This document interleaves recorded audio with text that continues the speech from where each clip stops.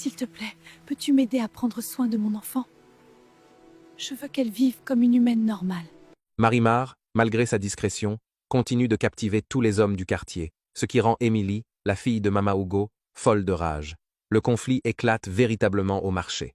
Mama Hugo tient un étalage de nourriture très fréquenté. Mais Marimar, dotée d'une vision spirituelle, voit la vérité derrière les plats. Elle accuse publiquement Mama Hugo de voler la gloire et la destinée de ses clients pour enrichir sa propre famille. L'insulte est insupportable pour Mama Hugo. Émilie s'interpose alors, révélant qu'elle n'est pas une humaine ordinaire mais une enfant de feu appartenant au pacte d'Ogbuminta. Émilie défie Marimar, affirmant que ses flammes dévoreront la beauté insolente de la nouvelle venue. La confrontation entre l'eau et le feu est imminente sous les yeux des clients terrifiés qui s'écartent du stand. Le duel s'engage. Émilie invoque des flammes qui dansent entre ses doigts, prêtes à frapper. Marimar, imperturbable, lève le menton et déclare qu'elle est la source originelle de toute vie. Un geyser d'eau pure jaillit soudainement du sol, éteignant les flammes d'Émilie et détruisant le stand de Mama Hugo dans un fracas de bois brisé. Marimar a triomphé, mais ce coup d'éclat scelle leur destin dans cette maison. De retour dans leur chambre, Amara est morte d'inquiétude. Elle montre à sa fille qu'elle a emporté le bol blanc en secret pour assurer leur sécurité financière. Elle s'enferme pour invoquer la magie du bol. Amara demande 2 millions de Nera, le couvercle se soulève, et l'argent apparaît, remplissant la pièce d'une lueur dorée.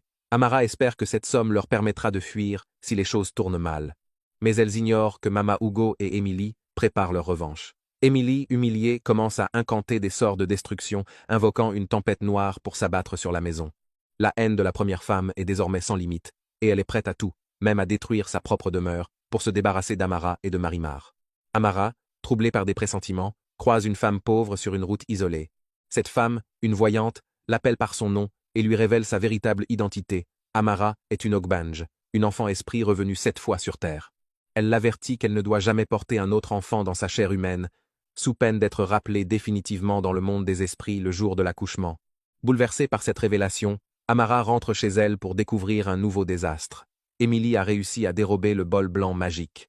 En touchant l'objet, le feu spirituel d'Émilie entre en collision avec la magie aquatique du bol, provoquant sa destruction immédiate.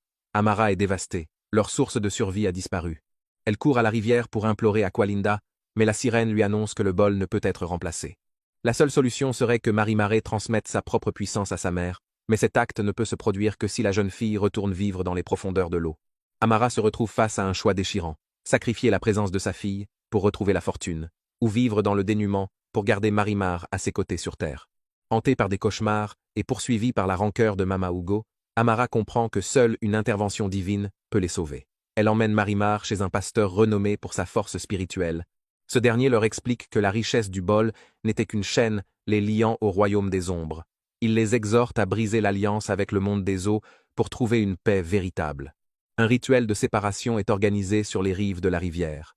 Amara et Marimar, vêtues de blanc, portent une offrande de fruits pour rendre symboliquement ce qu'elles ont reçu. Alors qu'elles déposent le bol de fruits près de l'eau, le ciel se déchire et la rivière s'agite avec une violence inouïe. Le pasteur prie avec ferveur pour couper les liens mystiques. Dans un dernier éclair, la tempête se calme. Amara prend la main de sa fille, sentant que la perle de Mamiwata a perdu son éclat, car le pouvoir n'a plus besoin d'être caché, il a été apaisé. Elle s'éloigne de la rivière sans se retourner. Amara sait que la vie sera difficile sans la magie, mais elle regarde Marimar, dont la beauté semble désormais plus douce, plus humaine. Pour la première fois depuis 10 à 8 ans, elle marche vers un avenir qui leur appartient vraiment, libérée des dettes du monde invisible.